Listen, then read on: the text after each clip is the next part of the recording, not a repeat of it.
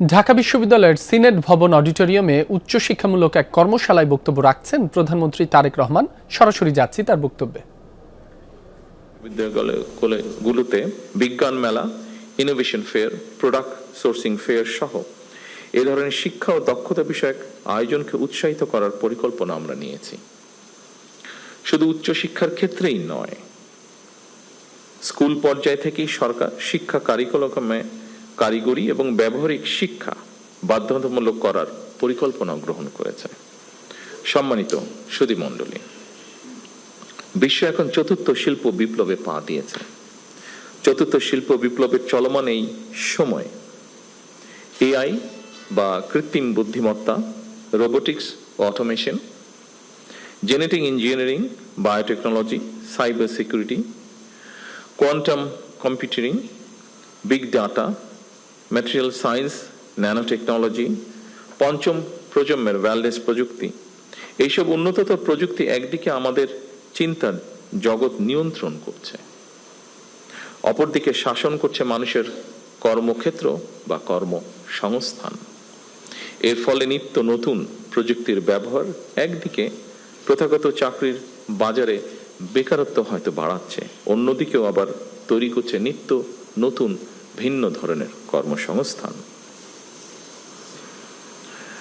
সম্মানিত সুধীমণ্ডলী, শিল্প বিপ্লব বিশ্ববাসীর সামনে যে বার্তাটি স্পষ্ট করেছে, খুব সম্ভবত সেটি হলো শিক্ষা কেবল স্কুল, কলেজ কিংবা বিশ্ববিদ্যালয়ে গণ্ডিতেই সীমাবদ্ধ নয়। বর্তমানে জ্ঞান চর্চা কেবল একটি নির্দিষ্ট বিষয়ে আবদ্ধ নয়, বরং আমরা দেখি ডাটা সায়েন্স সাথে বায়োলজি বা ইঞ্জিনিয়ারিং এর সাথে হয়তো সমাজ বিজ্ঞান এর একটা বন্ধন রয়েছে। এই সংযোগের ফলেই জ্ঞানের সীমানা প্রতিনিয়ত প্রসারিত এবং গতিশীল হচ্ছে, এবং এই পরিবর্তনের গতি প্রকৃতির সঙ্গেই আমাদের নিবিড় সম্পর্ক থাকা অবশ্যই জরুরি বর্তমান অবস্থায়। সম্মানিত শিক্ষক, গবেষকবৃন্দ, সম্মানিত সকল উপস্থিতিবৃন্দ, আজকের এই কর্মশালার বিষয়ের সঙ্গে খুব সম্ভবত ব্রিটিশ লেখক টম ইয়ন, যিনি বিশেষ করে ডিজিটাল ওয়ার্ল্ডে বিজনেস স্ট্র্যাটেজিস্ট অ্যান্ড অ্যানালিসিস হিসেবে স্বনামধন্য, তার একটি বিখ্যাত মন্তব্য খুব সম্ভবত প্রাসঙ্গিক বলে আমার কাছে মনে হয়েছে। তিনি বলেছেন, বিশ্বে বহুল ব্যবহৃত ট্যাক্সি কোম্পানি উবারের নিজের কোনো ট্যাক্সি নেই। বিশ্বে অপ্রতিদ্বন্দ্বী সোশ্যাল মিডিয়া ফেসবুক নিজে কোনো কন্টেন্ট তৈরি করে না। বিশ্বের বৃহত্তম অনলাইন বিজনেস প্ল্যাটফর্ম আলিবাবার কোনো স্টক বা মজুদ পণ্য নেই।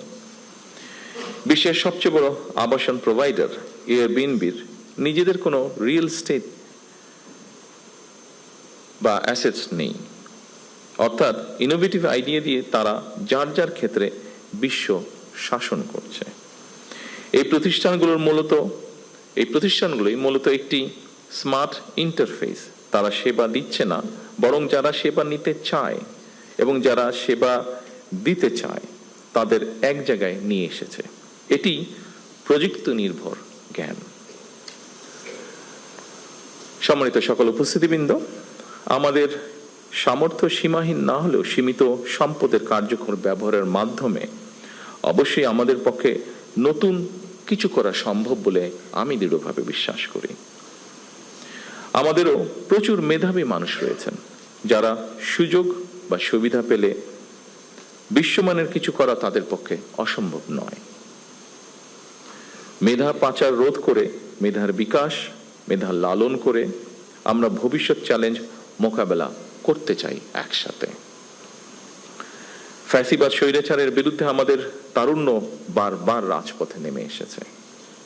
স্বাধীনতা প্রিয় গণতন্ত্রকামী জনগণ আবারও অধিকার আদায় মিছিলে সামিল হয়েছিল।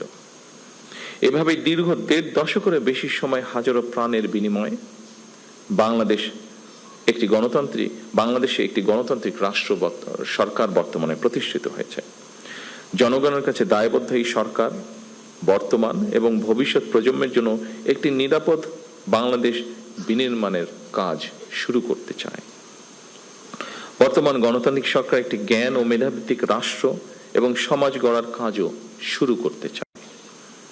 জ্ঞান ও মেধাভিত্তিক সমাজ গঠনের মূল ভিত্তি হলো এমন একটি পরিবেশ তৈরি করা যেখানে শিক্ষা, গবেষণা, মেধা, যোগ্যতা এবং সৃজনশীলতাই গুরুত্ব পাবে সর্বোচ্চ। সম্মানিত শিক্ষকবৃন্দ, গবেষকবৃন্দ, সম্মানিত সকল উপস্থিতিবৃন্দ, আমরা এমন একটি শিক্ষা ব্যবস্থা গড়ার কাজ শুরু করতে চাই যেখানে প্রতিটি শিক্ষার্থী নিজের সম্ভাবনাকে বিকশিত করার সুযোগ পাবে। আমরা সম্মিলিত প্রচেষ্টা এমন একটি শিক্ষা ব্যবস্থার কাজ শুরু করতে চাই যা আমাদের বর্তমান এবং ভবিষ্যৎ বাংলাদেশকেও করবে আলোকিত।